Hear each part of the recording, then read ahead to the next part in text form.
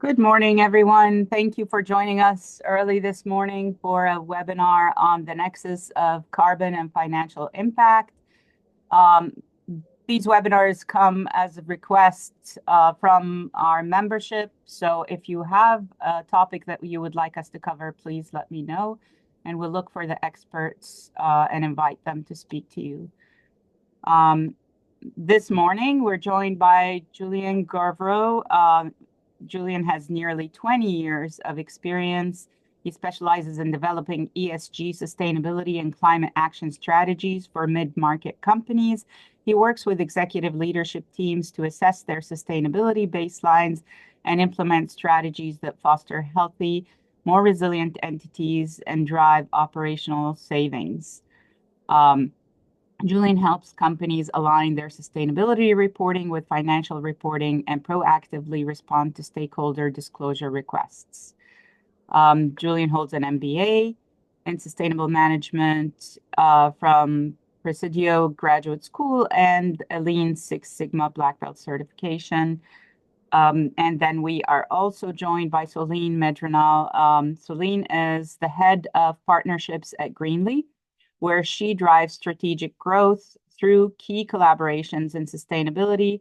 She has been pivotal in establishing partnerships with consulting firms, including a notable alliance with Sensiba, Julien's company, and to support companies on their path to sustainable growth.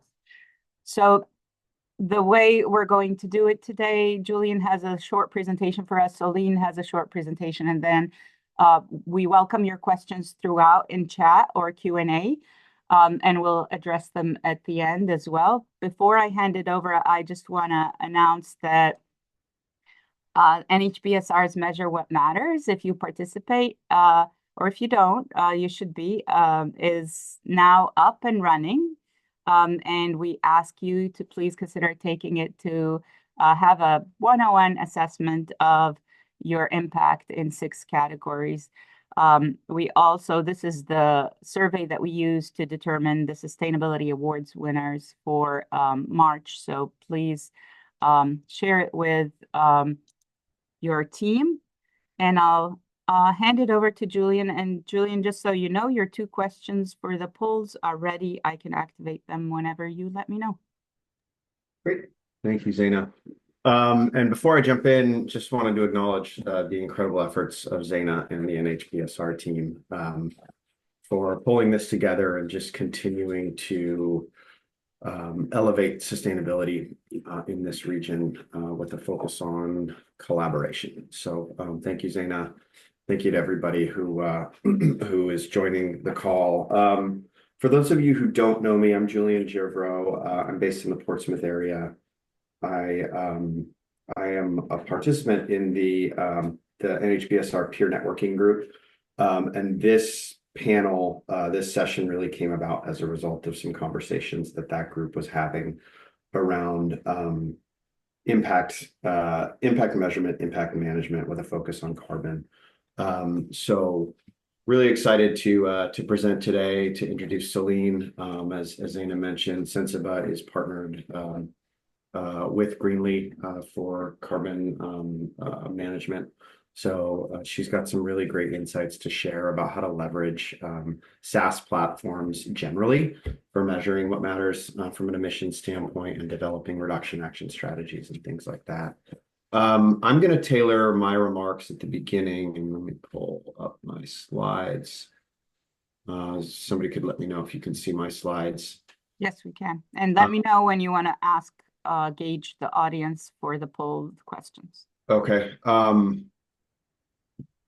Give me one second. We'll dive in on that in a quick second. So, I'm gonna just touch briefly on kind of the approach to financial materiality as it relates to impact materiality. As a quick little bit of introduction, Sensiba, we are an accounting and consulting firm. I've been with the firm for about 3 years. So in addition to all of the traditional tax, audit, and consulting work, we also have a sustainability practice that's been in existence for about 5. Prior to joining Sensiba, I worked in industry. I come from the wine industry. I'm originally from Northern California, and I sat as the vice president of a large family-owned wine company. So I've kind of seen the sustainability world evolve over the last 15, 20 years, and I've seen it from both sides of the coin. So my remarks are really going to be informed today and influenced today by what I've seen as a sustainability practitioner in the space, as well as where I think things are going from a disclosure and regulatory perspective as we work as a global economy, essentially to measure sustainability impacts, align those with financial risk. So that's ultimately where we're going to go. So if we look at, that's there, what is happening? Oh. So if we look at the quick agenda, I'm going to give a high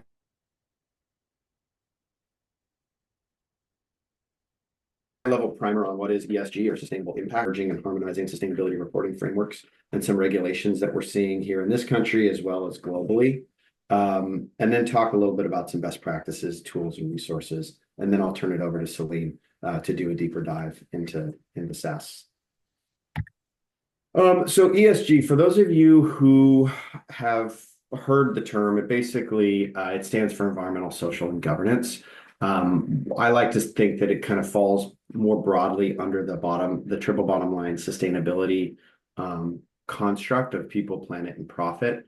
But ESG is really an investor-focused framework, and it looks at how various environmental, social, and governance risk factors in the outside world essentially impact the future performance and the cash flows of an organization. So it's really a financial impact management construct where essentially potential investors and business managers are looking at environmental, social, and governance issues and their impact on the company. So we call it kind of an outside-in approach. And what it's good for is helping identify material risks and value creation opportunities. I use the term ESG and sustainable impact somewhat interchangeably, but I think where ESG is really increasingly leveraged in the business construct is it's a benchmarking tool, particularly for larger companies. Analysts are looking at risk factors in considering how much capital to provide to various different organizations depending on their exposure to certain things. But I also see it as a really valuable tool for integrating into long-term strategic thinking for a business. So if you take that inside out approach and start to look at the impact of the organization on as it relates to kind of certain environmental, social, and governance factors, there's really an opportunity to take that information that you're getting on risk and then turn that into performance management. So understanding what your material issues are ultimately enables you as an organization to begin to craft and implement strategy that is aligned with either improving performance or mitigating risk. So when we kind of, to boil it really down, we talk a lot about ESG risk being very intertwined with sustainability or financial risk. We're seeing it really start to sustainability reporting in general start to trickle through the global financial system. So more and more institutions and investors and people across the value chain for a company are starting to ask questions about a company's sustainability performance. And that's everybody from lending institutions who are evaluating credit risk to investors who are considering the risk of their investments to suppliers, particularly kind of suppliers and customers that are larger. So many companies that we work with, are squarely in that middle market, and they're not required to report out on anything legally, but they are starting to get pressure, in many cases, downward pressure from customers who are publicly traded and who do have to report out on some of their sustainability impacts. So, I think in particular, we're starting to see that trickle-down effect occur with regard to carbon emissions. So scope 3 is a big area. We're going to touch on that a lot today. Also looking at employees, we're seeing more and more people want to work for mission-aligned organizations. So a company that has a strong sustainability platform, it can easily become an employer of choice in a very tight labor market. And then regulators, we're starting to see some more regulations both in this country, globally. And from my experience in my winery days, we leveraged a lot of our sustainability initiatives to actually have proactive and transparent conversations with regulators to help them understand the nuances of our business. So really everybody has a role to play in there. From a private company lens, again, most private companies do not have to report out on anything related to sustainability. But we are starting to see those disclosure requests start to trickle down. We're starting to see some negative reputational impacts for entities and companies that choose not to disclose. There's a business case that can increasingly be made around understanding your material risks and opportunities in terms of building resiliency and longevity for the business, employee recruiting, and then ultimately that capital access piece. Investors are really looking for transparent information about organizations. So even if you're sitting here as a private company thinking, why do I need to disclose? Why do I need to start measuring sustainability impacts? There's some pretty compelling non-regulatory reasons. So what we've seen in the last few years is a pretty general harmonization around sustainability impact reporting. Most notably, there's an organization that was spun up back in 2021. It came out of COP26 in Glasgow. It's called the International Sustainability Standards Board, or the ISSB. They are a subsidiary of IFRS, which is the global financial accounting standard. In the US, we use GAAP. Everywhere else, they use IFRS. So ISSB is kind of a subsidiary of IFRS, and they have done a really great job of building on some foundational frameworks like SASB, which is the Sustainable Accounting Standards Board, which has identified sustainability impacts across 77 different industry sectors, and then TCFD, which is a climate risk construct looking at climate and financial risk. ISSB has kind of harmonized those standards. They're also doing a lot of work with GRI, which is the Global Reporting Initiative, as well as CSRD, which is the initiative, the regulatory construct coming out of the European Union. So you'll hear a lot of talk about interoperability between some of these global sustainability reporting frameworks, and that's the direction that this is all going. Really looking to align financial reporting with sustainability reporting so that it is coherent and consistent, and the ISSB is really leading that charge. Keep in mind that this is a voluntary reporting framework, but they provide really great context for how to go about approaching from a materiality standpoint. A little bit closer to home here in the US, there's a couple of laws on the books in the state of California that are requiring companies to measure and report their Scope 1, Scope 2, and Scope 3 greenhouse gas emissions. We'll touch more on kind of what those scopes look like a little bit later in the session. But ultimately, Scope 3 implicates the organization's supply chain. So any company in California, starting in 2026, that has annual revenues above $1 billion, whether they're public or private, it doesn't matter. If they have annual revenues above $1 billion and they do business in California, and those doing business reporting thresholds are pretty low, it's I think under $100,000. They have to measure and report their greenhouse gas emissions across Scope 1, Scope 2, and Scope 3. So that rule begins to implicate a lot of companies that ultimately sell into the supply chain and the value chain of these large companies that operate and sell into California. So starting in 2026, we are anticipating that there's going to be a lot more disclosure requests that are going to trickle down to the middle market in this. California has another bill on the books that implicates a little bit smaller of a company, up to 500 million, and that is requiring these companies every 2 years to develop and prepare a climate-related financial risk report. So really looking at the impacts of climate change and how that will impact the financial prospects of your business. So that's got a little bit lower of a reporting threshold as well. I think it's important to note that in light of the recent federal election, it's unlikely that we're going to see any concerted effort on sustainability disclosure at the federal level in the United States. There was a ruling on the books through the US SEC that was focused on climate disclosure.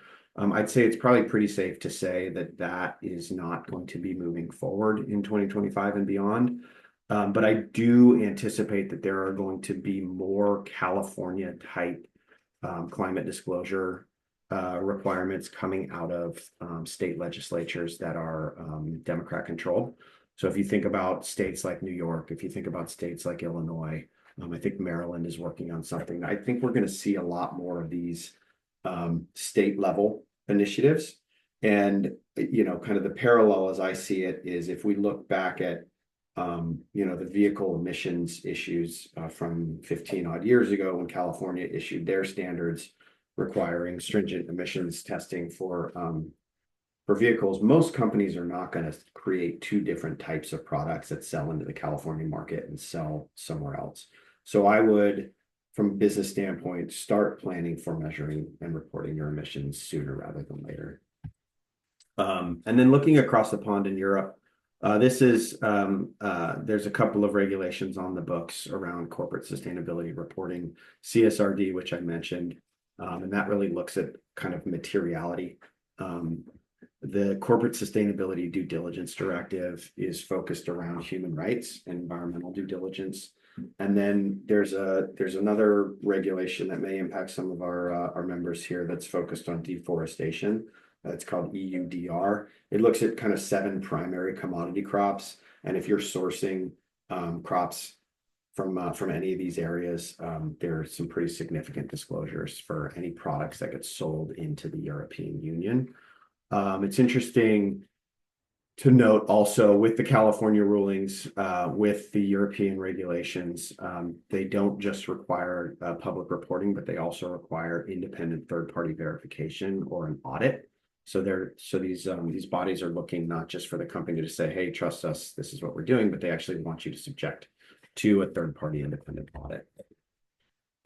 This is a slide, I'm not going to get too deep into it, but this kind of looks at some of the reporting thresholds for the types of companies that are implicated by the European rulings in terms of breakdown of number of employees and annual turnover. So this is going to kind of have a slower, like a rollout over the next few years where it starts with large companies and then it trickles down. So keep an eye on that. And then just briefly on best practices, how we approach you know, working with companies and helping them identify materiality. Generally speaking, we recommend starting with what we call a high-level materiality assessment. And that's looking at some of the SASB standards, looking at some of the European regulatory requirements, identifying kind of those dual material issues for your industry. From there, one of the things that SASB has done really well is they've identified industry-specific material metrics and their E, S, and G metrics. So that can help with kind of sharpening the pencil on what are the most material data points that you should be collecting and reporting out on as a business. And I think, you know, as privately held companies, primarily, it's good to figure out what are the top 5 to 10 that really make the most sense for your business that meet those materiality thresholds. So that you can then develop strategy around those and ultimately kind of control your own destiny as it relates to being able to respond to disclosure requests. What I've seen a lot is publicly traded customers kind of are asking for everything from small companies. And if you don't really know what's material to your business, you're going to spin yourself in circles. So it's good to be able to have a sense of, hey, this is what's material. This is what the frameworks say. This is what the standards say. It's rooted in real research. So you can kind of own that reporting piece. This is an example of a materiality map. I think most of you have seen what a materiality map looks like. But if you see kind of on the horizontal axis, that maps things that are of importance to the organization. That's kind of the inside out lens. And then the external stakeholders is the outside in lens on the vertical axis. So essentially everything that kind of ends up in the top right quadrant, those are going to be the material issues that you should be measuring and managing. And then as we segue into Soline's presentation, I think really the takeaway here is understand your material issues. And I would say carbon, greenhouse gas emissions reporting is increasingly a material issue, regardless of what industry you're in. Climate risk, and ultimately, like more and more emphasis is being put on climate. Another area that we see is a lot of companies hire sustainability people. This was my lived experience for probably the first 5 or so years while I was at Jackson Family Wines was, hey, you're the sustainability director, figure it out, right? And anything that was a sustainability had the word sustainability in it landed on my desk.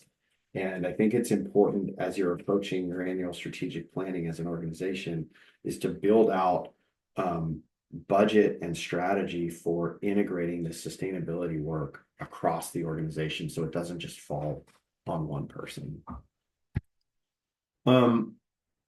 We've seen a lot around kind of aligning greenhouse gas emissions, accounting, measurement, and reduction action with finding that low-hanging fruit for what is ultimately going to drive a tangible ROI for the business. I think that's probably the best thing that you can do once you start to measure your greenhouse gas footprint is to figure out where emissions reductions can coincide with either operational efficiencies or cost reductions. That's a huge area where you start to then generate some internal support for your emissions reduction activities. So thinking about the financial costs associated with some of your emissions hotspot areas and targeting some interventions that are going to drive cost reductions.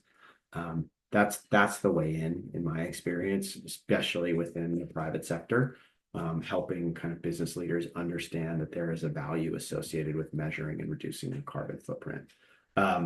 There's a link here to a McKinsey report. It's a couple years old at this point, but really kind of tying that tangible financial value to your sustainability reductions is the best way to get started. And then final slide before I turn it over to Soline. There are a lot of carbon accounting platforms out there. I think take the last count, it's well over 100. I have personally looked at probably 30 different SaaS platforms over the last couple of years. It's a little bit like the wild, wild west. I kind of equate it to the early days of the solar industry, where it feels like a really good thing to do. We all need to be doing this work. And a lot of people have kind of jumped in. And not all are created equal, as it were. So some of the things that we advise, in terms of how we evaluate potential partners is obviously making sure that the SaaS tool that you're going to adopt is aligned with the GHG protocol. That's the global gold standard in emissions reporting. You want to make sure that you understand what the emissions factors are and how those impact the carbon footprint of your organization. From an audit standpoint, because there's an audit requirement for so many of these regulations now, having accessible auditability is really important.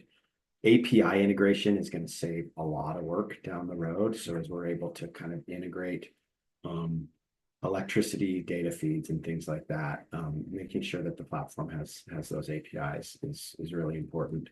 And then the mission alignment for the organization itself, right? And this gets back to the solar industry experience that I've seen. There's so many companies out there, and really making sure that the organization that you choose to collaborate with is walking the talk is important and is mission aligned. And with that, I am going to turn it over to Soline to give us a little bit deeper dive into the ins and outs of how to use a SaaS-based. We do have a strategy question while Soline sets up her slides. Perfect. there are organizational sustainability maturity models that exist. How do they play a role in your work, and how do you suggest clients use them, if at all? Sorry, that question cut out a little bit. There are organizational sustainability maturity models. So I guess how far along in the sustainability journey they are. How do they play a role in your work? And how do you suggest clients use them, if at all? I mean, I think that it really, I think it, it depends on the maturity of the organization in general. And kind of getting back to one of the earlier slides of eating the sustainability elephant one bite at a time. You have to measure to manage. So, again, like we recommend really, I like to align sustainability with financial impact.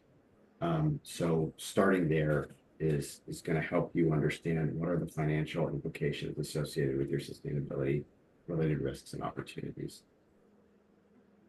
Okay. Soline, you can go ahead. Perfect. Hi, everyone. So yes, thank you very much for having me today. Thank you, Zeina, for the organization, and thank you, Julien, for bringing Greenly here. It's a pleasure to introduce you some insights on how to choose and why to choose a tool to manage a climate strategy today.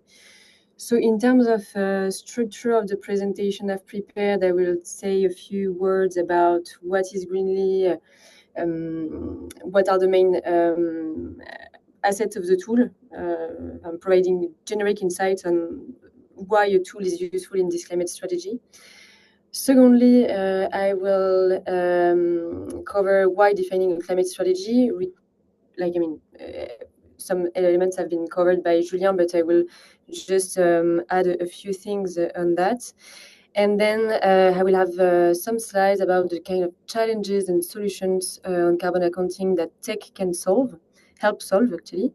And I have a few case studies at the very end. So of course, I don't see you, but if you want to interrupt me, feel free to directly do it. So Greenly, so about Greenly's mission, so we are a tech platform. So our mission is to enable any company to own their climate trajectory, gaining access to this platform. So it's a platform that is dedicated to businesses willing to measure, manage, reduce their emissions. We actually respect international standards, and we didn't invent anything, but we make sure that all the calculations that are made through the platform, thanks to the data that is imported into the platform, respects international standards. So on my side, I'm in charge of, just to go back to what I do, I'm in charge of partnerships at Greenly, and we've developed partnerships mostly with consulting firms. So we are partnering with Sensiba to help companies on their climate strategy. On our side, we are in charge of everything about the tech, and Sensiba can actually help to implement the platform to also provide additional project management services, a bit of additional expertise. But the core of our expertise is really about the tech and about the calculation that can be processed through our platform. And today, I think one of the why choosing a platform to run a climate strategy is mostly to be able to understand everything, to understand the calculations, to understand the emissions at the company level, and to, from this specific platform as well, be able to engage suppliers, understand emissions from suppliers, be able as well to define a climate strategy, define some actions plan, quantify these actions, and having a platform also enable you to add collaborators to come onto the platform. So it's not only the story of the ESG director. The ESG director can also invite different collaborators onto the platform to contribute and to be data owners. And I will come back to this afterwards. So this is why our mission at Greenly is to help any company to own their climate strategy. Today, we have different 2,500 clients worldwide. As you may have guessed with my French accent, it was a French-founded company. Today, we have a strong US team, and actually approximately 15 to 20% of our business is in the United States. We have yes, our tech is fully agnostic, available in English, and actually we have lots of different flagships and references in lots of different verticals. And what was one of the main assets of our tech is that actually for each vertical we have specific activity-based modules that any company can use to import the data following industry standards. And the tech is also very useful to access benchmark data. So when you start to specify your size, the industry you're affiliated with, you can directly, from the platform, see what your carbon footprint would look like. And it will also help you to compare to other peers in your industry. So as I said, we respect international standards. Our tech is also fully secured. We have so we respect the GHG, the Greenhouse Gas Protocol methodology, the ADEM one for the European market. We also do have features around ESG reporting, and for that we respect the methodology of the EFRAG, notably for the CSRD. And you will see we also help companies to define action plans aligned with the science-based targets, which is the global leader in science-based in the targets that actually companies can set to be on track for the 1.5 and 2 degree commitments. So everything that goes through the market, the platform, respect this methodology. Quick aspect on the GHG protocol compliant methodology. So you will see in the platform the export of the GHG protocol methodology resides in the different scopes for companies. Scope one, which is for direct emission, the scope 2 for indirect emission, and the scope 3 for all other indirect emissions. Basically, the scope 3 is everything that you're going to buy, the things. And it could account for 90% of your emission. It is what is the most challenging actually in the calculation of your GHG report, is to understand where your scope 3 comes from, and it's also where the platform and the tech can help to get an understanding of the commitment of your end suppliers in your supply chain. Another aspect that is interesting in platforms is that we provide carbon management solution, so to help companies to measure their emissions, to understand them, and to put in place reduction strategy. But we actually link GHG accounting and reduction strategy. Also, you will see we do have features to engage suppliers. So from the platform, it's possible to send campaigns to suppliers to ask them about their results in terms of whether they have done already their GHG report or not, whether they do have a trajectory aligned with SBTi. We also enable companies to measure their emission if they want on the product level. We do have life cycle analysis product capabilities to help them understand that like how to do eco design or to lower their emissions on the specific product level or project level as well. I mentioned we also do have features for CSRD reporting and other ESG frameworks. ESSB doesn't exist yet, but it's going to be soon in the pipeline to help companies easily, when they've done the GHG report, that the results can directly be populated into these frameworks. And yes, so you need to see, the platform also has an help for data to be able to communicate from features to another to drive your overall climate strategy instead of just thinking about ad hoc missions.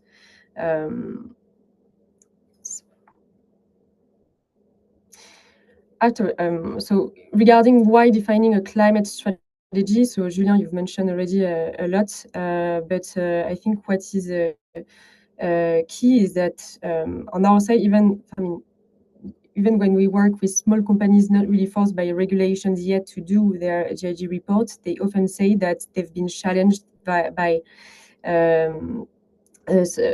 as suppliers to show that they've started to do a GIG report, and it can be actually game changer to win a deal. If you haven't started to put in place a strategy, you're going to account in the scope 3 of another company, and this is where it could be hard to win a request for proposal or to win a deal.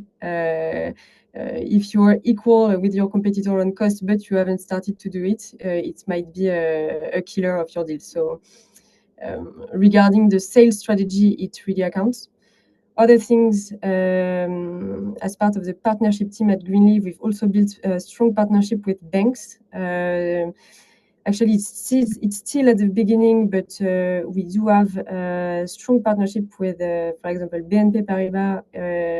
In France, they have actually designed some more interesting interested rates loans for companies to incentivize companies to start doing their GIG report and to set a climate strategy on 5 years. And actually, every single year, company can show that actually they've put in place some actions to reduce their emissions, and they communicate the results of their emissions to the bank, and the bank can guarantee more interesting loans.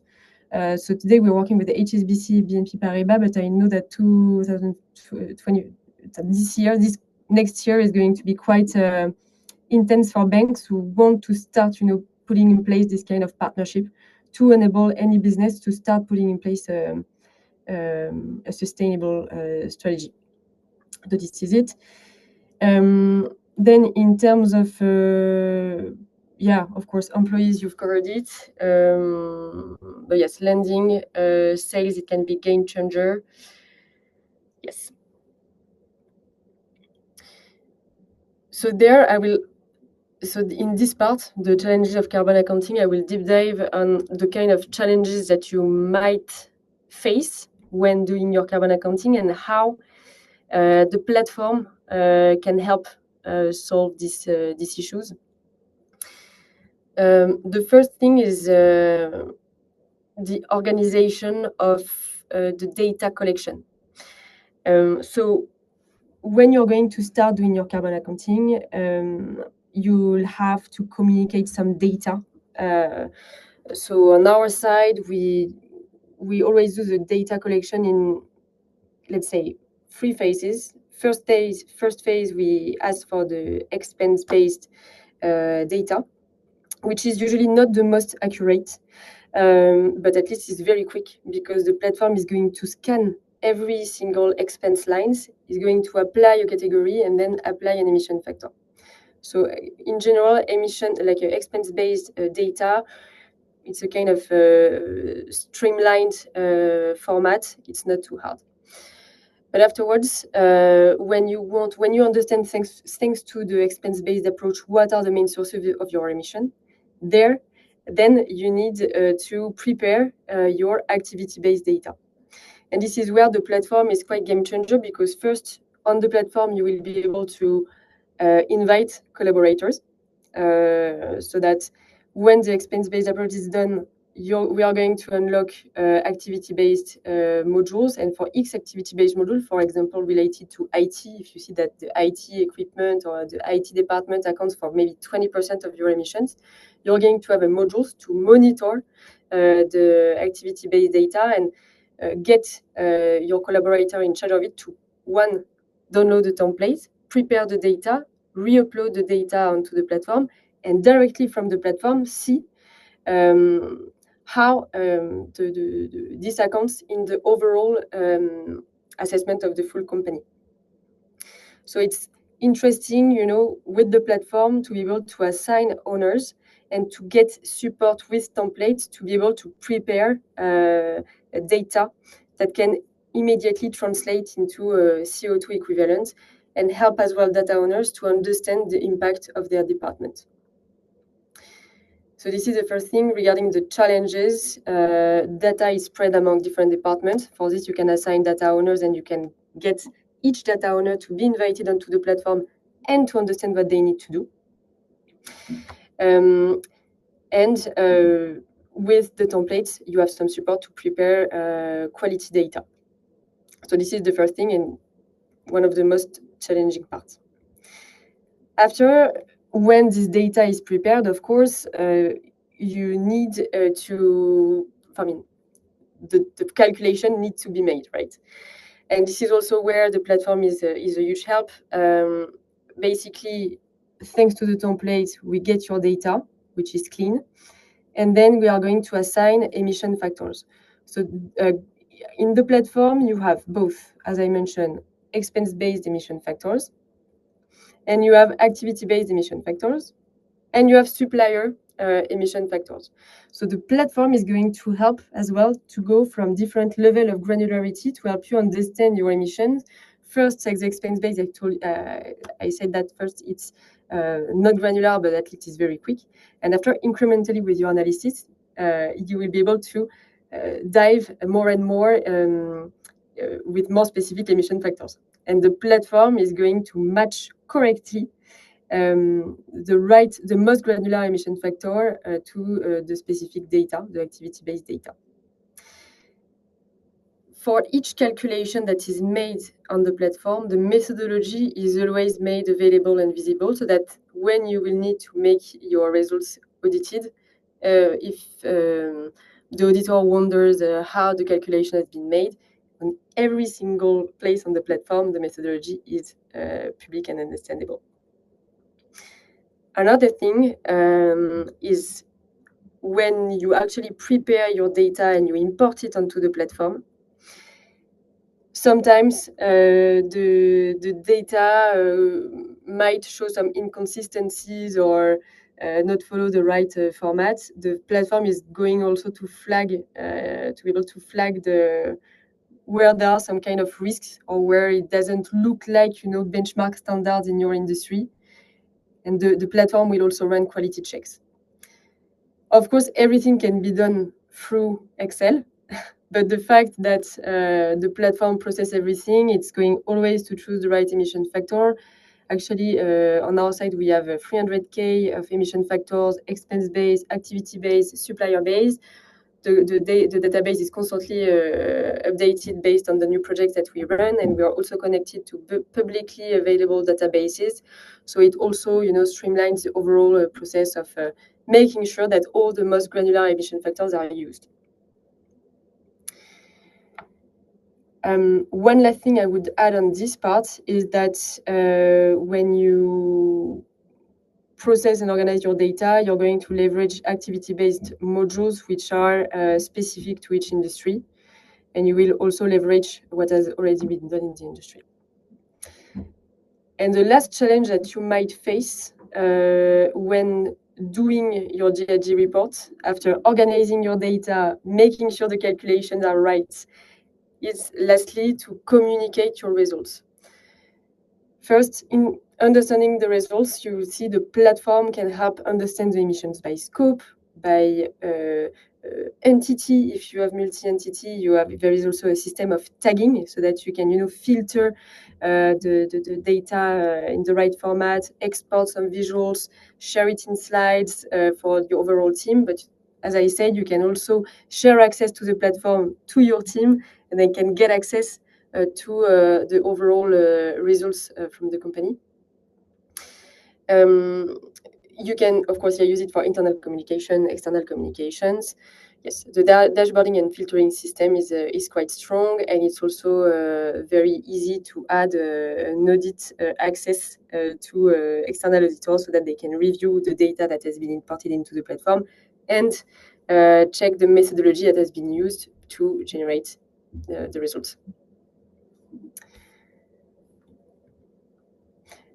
Then the other, I will go a bit faster on that to keep some time for questions. But regarding the other aspect that can be handled by the platform is to to define some reduction actions and identify coherent and impactful actions.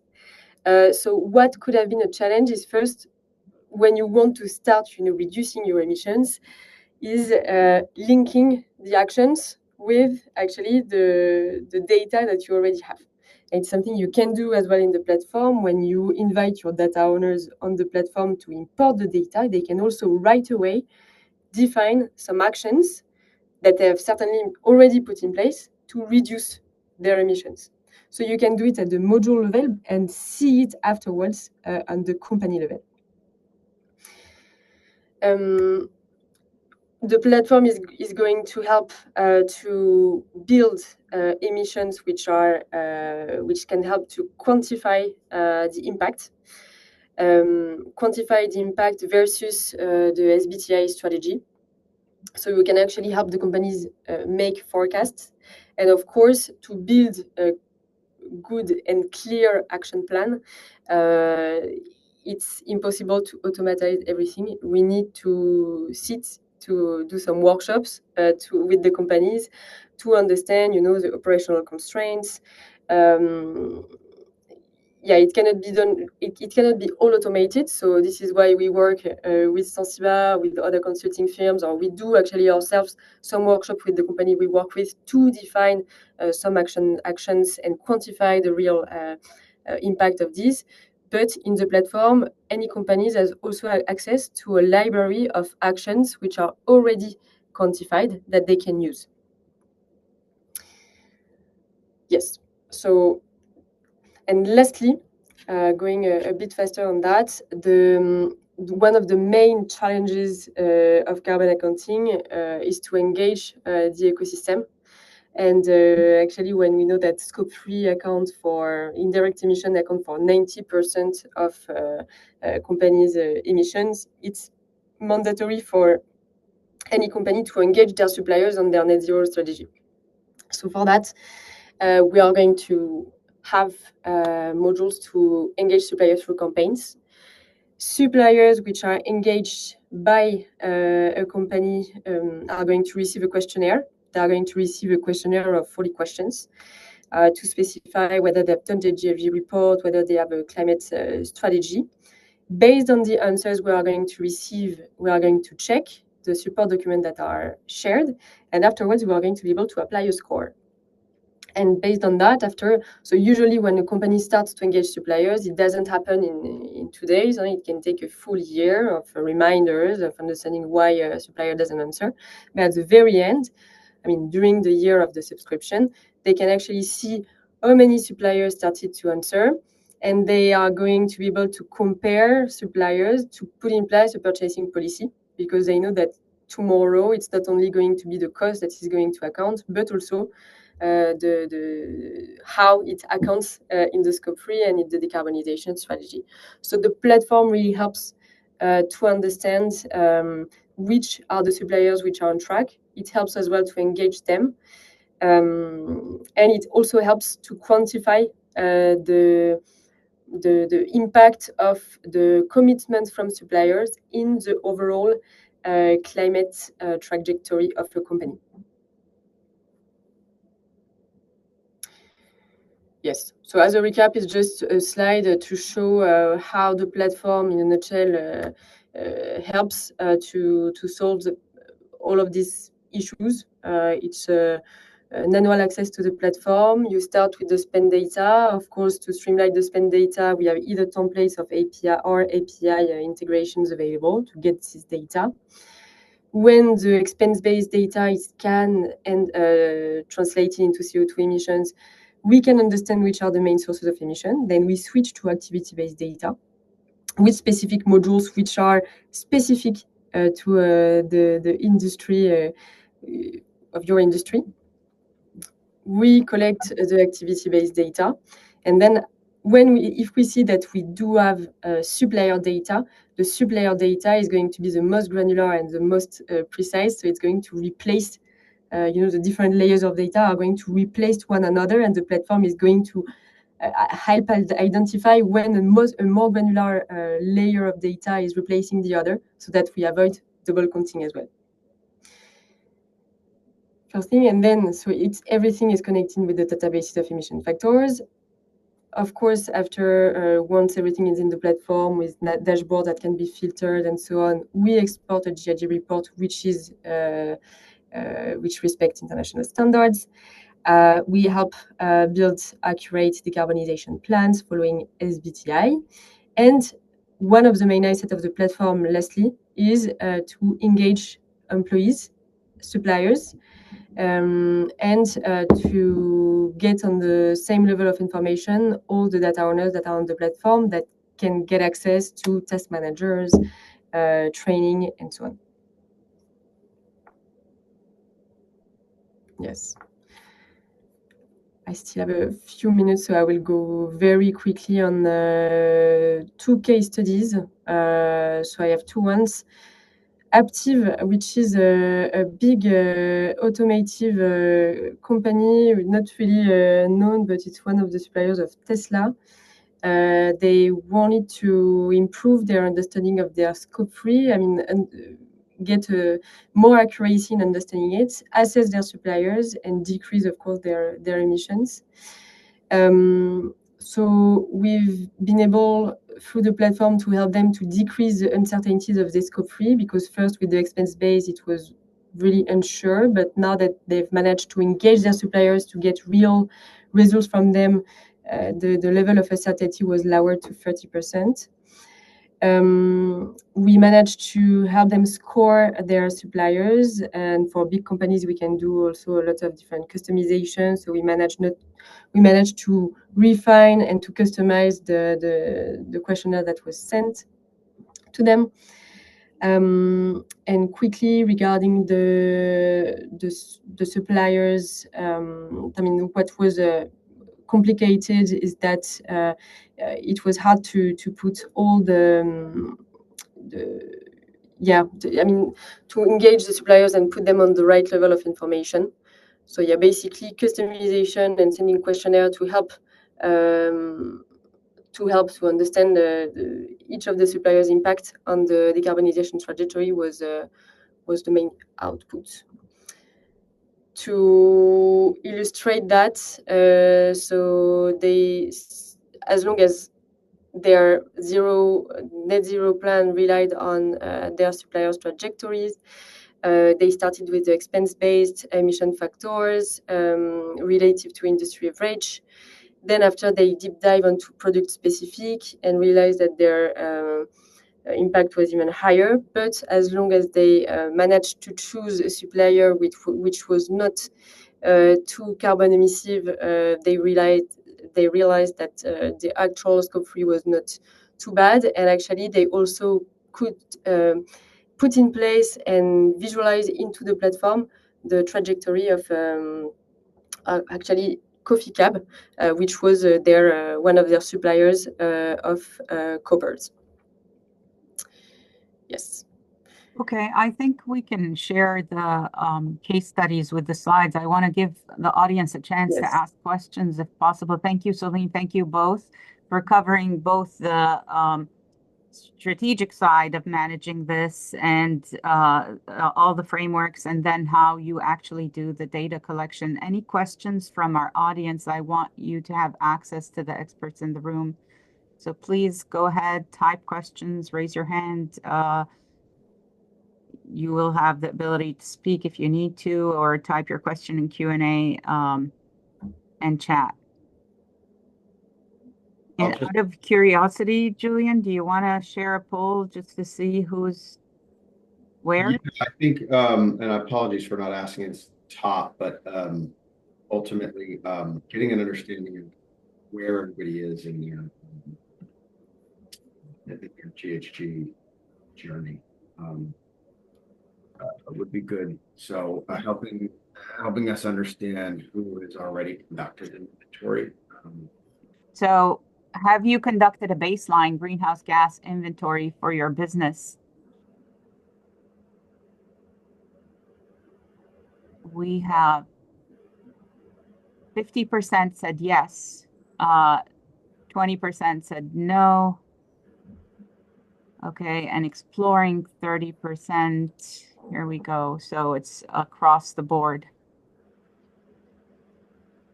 The other question would be, are you starting to feel disclosure? Okay.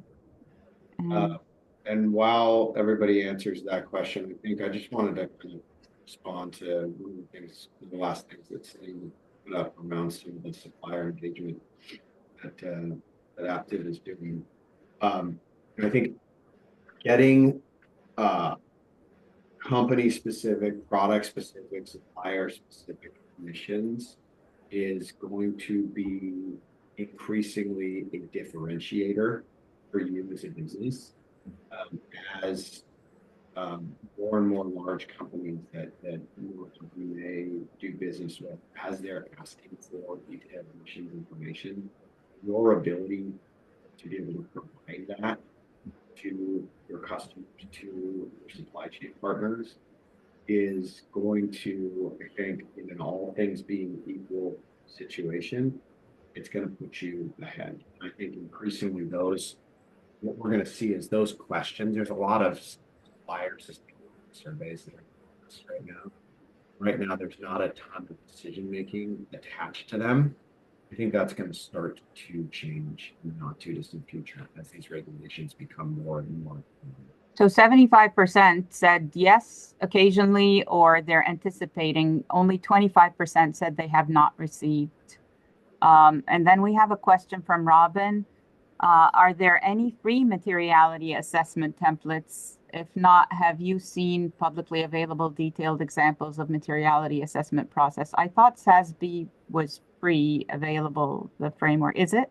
Yeah, so I mean, you can go to SASB. Again, they've got 77 different industry sectors. So the devil's in the details there, but you know, all of those standards are published and they're free.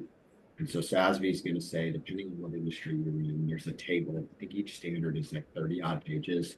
There's a table that's usually around page 6 that looks at all the various industry specific metrics. That's a really good resource to start. As I mentioned in one of the comments, Sarah, in the Q&A, what we generally see is most companies intersect with multiple different SASB standards. So the exercise is really, we call it narrow. Each SASB standard is, that's called 10 different metrics. So if you intersect with 5 different SASB standards, that's 50 different metrics. So it's really figuring out what are the most material ones to your business. So that you can, I think one of the things that we're seeing from a consistency perspective is that greenhouse gas or climate, those are increasingly kind of scattered throughout SASB, but ISSB has also released a climate specific too, for everybody. So climate is here, and it's really the material issue for most companies. Someone had their hand up. Did I miss a question? Was it April or Errol?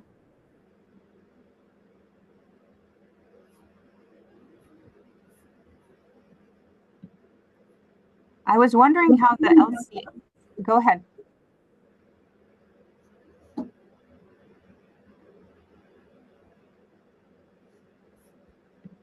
I was wondering how the LCA function works with your assessment. After you put the expense and you identify if they're making decisions, is that when they use the LCA function to figure out if it's going to lower? Is it a testing capability of how the LCA integrates, Soline, or how would you use the LCA function in that? Yeah, no, it's when, for example, a manufacturing company wants to understand better the emissions related to a specific product. They are going to use this functionality to not just understand emissions at the company level, but at the product layer. And afterward, they also can communicate this data to companies to which they sell this product, so that the companies buying this product can benefit from their specific emission factor at the product level, and not just the overall supplier for company emission factor layer.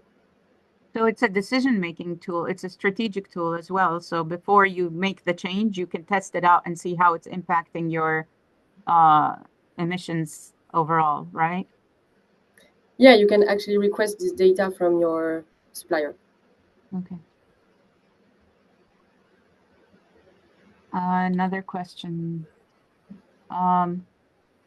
They've used SASB frameworks for disclosure. Are you saying the framework to figure out what is material, or are SASB materiality assessment tools? Are there specific assessment tools for SASB?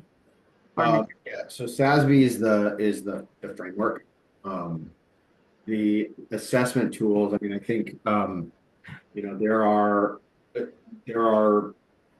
SaaS-based assessment tools. I think Soline kind of touched on one of the different uses. When we work with clients, we generally do them. They're pretty manual for us at this point, because I mean, it's a review with the client, with the company, of the intersection with SASB, and at this point, I think that we're seeing that the tools are starting to get better and more efficient. Julien, I don't know if you wanted to. Is there something specific to help with dual materiality? Is there a tool people can use to go through strategic questions or assessments process? Oh, sorry, go ahead. No, go ahead. I mean, I was going to say, I think any sustainability consultant with their SALT can support that, as it relates to specific tools. I haven't seen a good free tool, and I think more and more platforms are building into the kind of the ESG materiality piece into their services, but ultimately, dual materiality really looks at inside out and the outside in.